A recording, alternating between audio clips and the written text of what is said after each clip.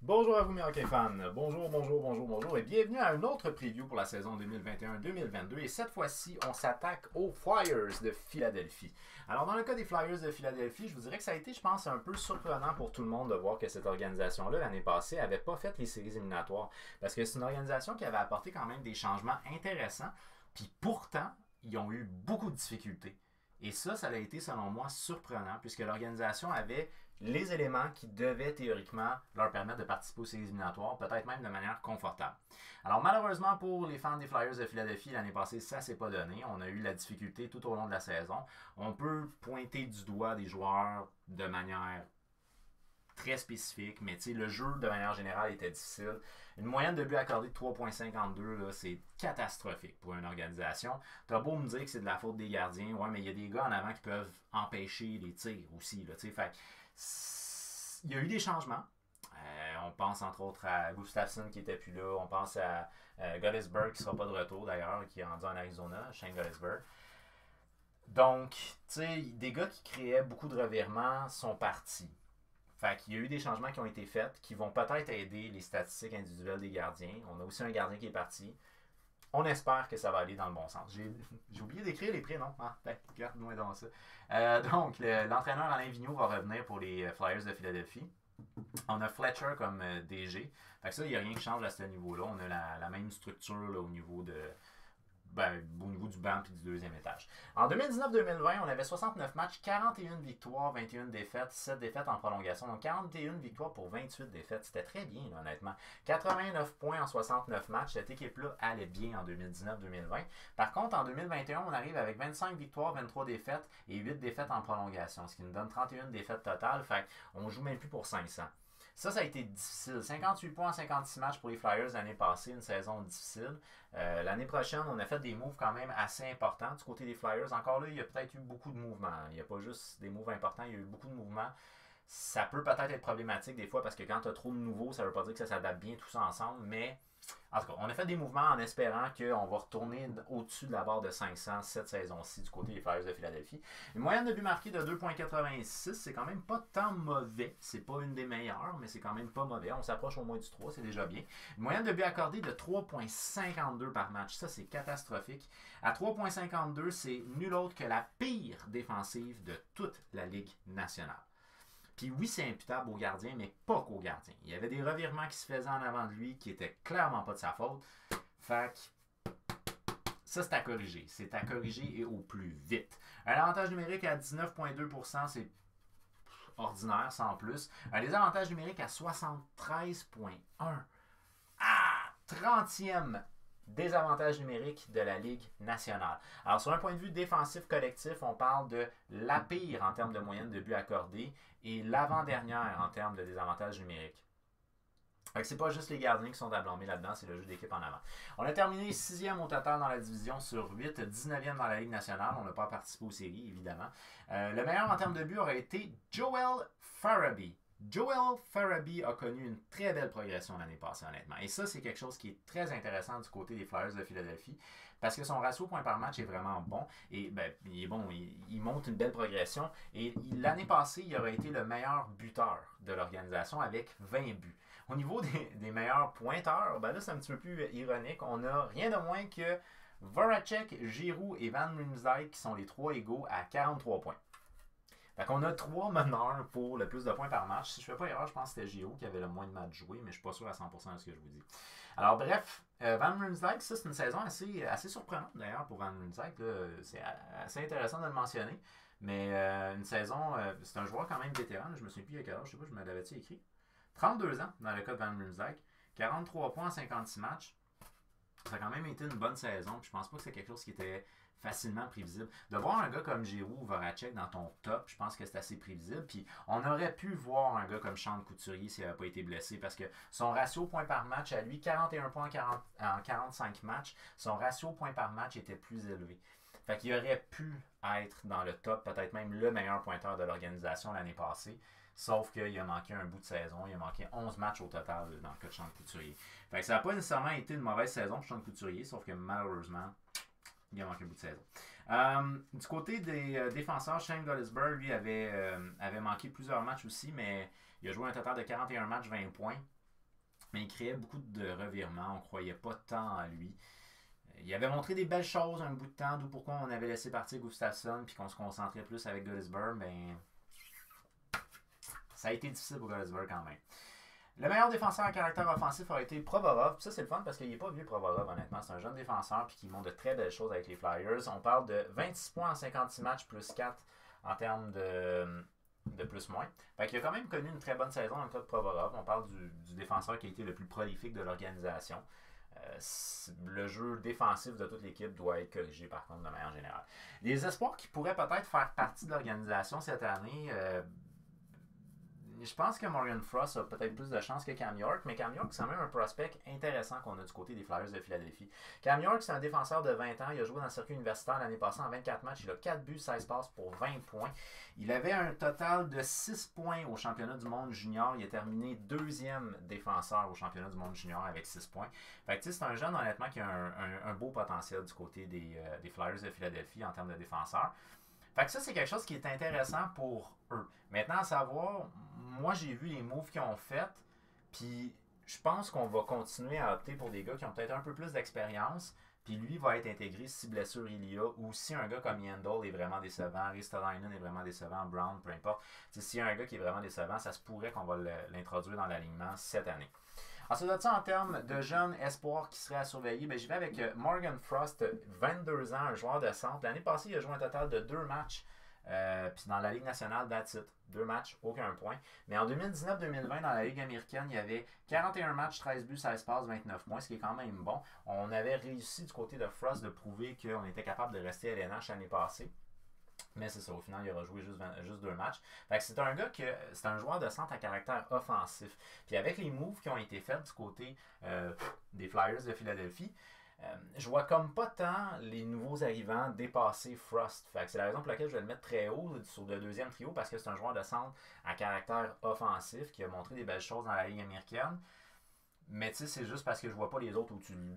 Je vous dis pas que c'est un bon deuxième centre en ce moment. Je pense que ça a été le fun de l'avoir sur un troisième centre avec des joueurs, une troisième ligne avec des joueurs d'expérience alentour de lui. Mais avec la structure qu'on a actuellement avec les Flyers, je pense que le meilleur move qu'on peut faire pour lui, ça serait de le mettre sur la deuxième ligne. Je voulais parler un petit peu aussi des deux gardiens de but parce que les deux gardiens de but, ça a été difficile. Carter Hart, dans son cas, là, il a perdu sa confiance. C'est triste parce que c'est un jeune gardien, honnêtement, qui démontre beaucoup de calme. Puis l'année passée, ça ne marchait pas son affaire, tout simplement. 27 matchs, 3,67, 877 d'efficacité. Ça a été très difficile pour Carter Hart l'année passée. Il n'a pas sauvé le cul des Flyers aussi souvent qu'il avait pu le faire une saison avant.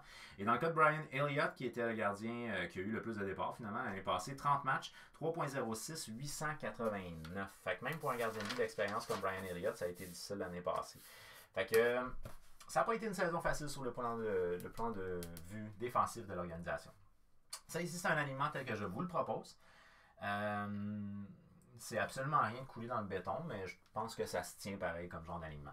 Donc, première ailier gauche, j'y étais avec Claude Giroux, bien entendu, 43 points, 54 matchs l'année passée, il faisait partie des meilleurs buteurs de l'organisation. Que je fais jouer avec Sean Couturier, 41 points, 45 matchs l'année passée. Les gars se connaissent super bien, fait que je vois pas vraiment l'intérêt de couper ça. Et que je fais jouer avec le jeune Konechny, lui, c'est 34 points en 50 matchs l'année passée, c'était quand même pas mauvais au point de vue de la production offensive. Certes, on aurait pu être tenté d'avoir un buteur en Farabee qui allait jouer avec Giroux puis Couturier. Mais j'ai préféré garder des gars qui se connaissent bien ensemble. Farabee, ben, c'est peut-être un peu moins longtemps. Quoi qu'encore là, pas tant. Je m'y connais probablement. En tout cas, bref, j'ai préféré d'y aller avec une structure qui semble être une structure qui est déjà connue à Philadelphie avec cette ligne-là. Ensuite de ça, j'ai été avec James Van Riemsdyk, 43 points en 56 matchs l'année passée. Ça se pourrait qu'il ralentisse, mais en même temps, tant que Joel Farabee va continuer sa progression, ben à ce moment-là, 38 points en 55 matchs l'année passée, dont entre autres 20 buts. Ce jeune-là peut permettre aux autres joueurs de faire des points sur sa ligne. Ça nous donne 2 lignes qui sont capables de compter des buts, et ça, c'est quelque chose qui est intéressant. Ensuite de ça, j'ai été au centre avec Morgan Frost, un joueur de centre de 22 ans qui a pratiquement pas joué l'année passée, mais c'est ça, c'est un joueur de centre qui est à caractère offensif, puis je voyais pas un gars comme Derek Brassard ou Nate Thompson dépasser Frost dans le top 6. C'est la raison pour laquelle j'ai mis Frost dans mon top 6, malgré le fait qu'il y a peu d'expérience, mais c'est quand même un joueur de centre qui est un joueur de centre à caractère offensif. Au niveau de la troisième ligne, j'ai été avec Lindblom, c'est 14 points, excusez-moi, en 50 matchs l'année passée, que je fais jouer avec Derek Brassard, 20 points en 53 matchs. Derek Brassard, on vient de l'acquérir ici du côté des Flyers de Philadelphie pendant la saison morte. C'est un gars qui est un gars d'expérience, qui est est bon au niveau des mises au jeu, qui est capable de jouer, exemple, en désavantage numérique, qui a encore un bon coup de patin malgré son âge. Puis moi, c'est un gars que j'ai trouvé qui avait quand même.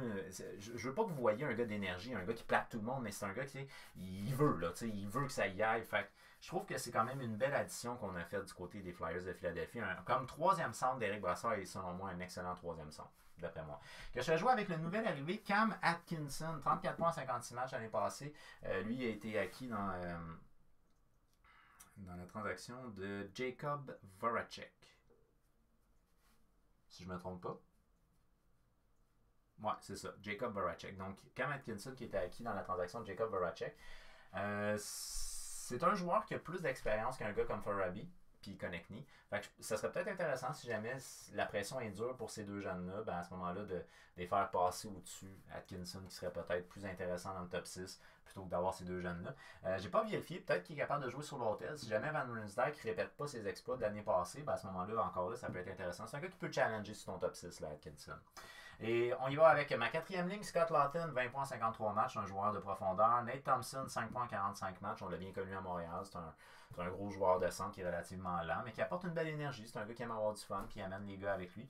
Et Obi Kubel, 12 points en 50 matchs l'année passée. Je coupe Boonaman. Au niveau des défenseurs, là, on a beaucoup de changements. Et ça, c'est quelque chose qui ne me met jamais en sécurité d'avoir beaucoup de changements parce que comment ils vont développer la chimie ensemble. Provorov est le meilleur défenseur à caractère offensif de l'organisation. 26 points en 56 matchs l'année passée. Et là, il va avoir la chance de jouer avec le nouvel arrivant, Ryan Ellis. 18 points en 35 matchs l'année passée. Ryan Ellis a beaucoup d'expérience. Il nous arrive de Nashville. C'est un gars, honnêtement, qui est capable de provoquer certaines choses offensivement. C'est pas un défenseur nécessairement offensif, mais il est capable de provoquer certaines choses offensivement, puis il est responsable défensivement. C'est une très, très belle acquisition de la part des Flyers de Philadelphie. La seule question qu'on va avoir, c'est est-ce qu'il va s'adapter rapidement et facilement? On aimerait ça qu'il joue avec Provorov sur la première paire. Ça serait le monde idéal. Mais si jamais ils ne développent pas de complicité ensemble, ça serait un peu décevant, on va se le dire. Par la suite, on y va avec Sanheim. C'est 15 points en 55 matchs l'année passée que je fais jouer avec le nouvel arrivant. Rasmus Ristolainen, 18 points en 49 matchs l'année passée. Dans son cas, à lui, Ristolainen, on arrive de Buffalo. À Buffalo, la saison a été catastrophique l'année passée. Entre autres, ils ont eu une séquence, je pense que c'était 18 défaites d'affilée. Fait que bref, pour lui, ça va lui faire du bien de changer d'air. Du côté des Flyers, on a connu une saison difficile l'année passée, mais quand même meilleure que les Sabres. Puis je trouve qu'on avait peut-être un petit peu plus de caractère aussi. On n'avait pas beaucoup de caractère du côté des Flyers l'année passée, mais on avait un petit peu plus de caractère quand même que du côté de Buffalo. Buffalo, c'était anéanti au niveau psychologique, cette équipe-là, ça n'avait aucun sens. Fait que pour Rasmus Ristolainen, c'est un défenseur qui est capable de bien bouger la rondelle. Malheureusement, c'est un gars qui crée beaucoup de revirements aussi. Fait que là, on a laissé partir des gars qui créaient beaucoup de revirements, entre autres Gottesberg et Gustafsson en termes de défenseurs. Puis on va en chercher un qui en crée encore beaucoup. Mais peut-être qu'il va se corriger. En tout cas, je le souhaite. Et Keith Yandle. Troisième paire, on a été chercher Keith Yandle. Un des défenseurs peut-être les moins responsables défensivement de toute la Ligue nationale. L'homme de fer d'ailleurs. 27 points en 56 matchs l'année passée pour Keith Yandle. Sa production a ralenti, peu pas avec l'âge, je pense que c'est normal.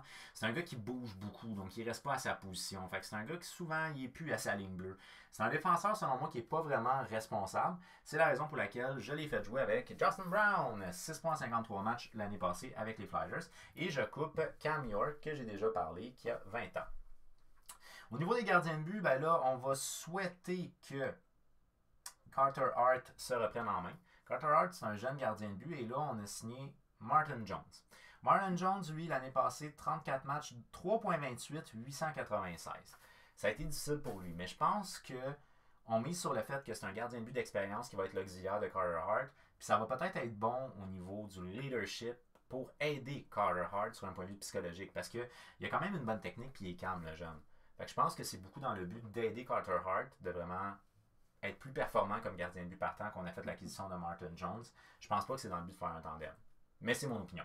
Carter Hart, l'année passée, 27 matchs, 3,67, 877 d'efficacité. Alors, c'est une organisation qui a apporté des changements que je trouve intéressants. Moi, je vous dis, le Nate Thompson, d'après moi, c'est quand même un centre de quatrième trio qui a du sens. D'Éric Brassard, je pense que c'est un bon centre de troisième trio au travers de la Ligue. J'ai un point d'interrogation par rapport à comment va performer un gars comme Frost, qui est encore relativement jeune. Très très belle acquisition selon moi, Ryan Ellis. Ça, je trouve que c'est la plus belle acquisition que l'organisation a faite.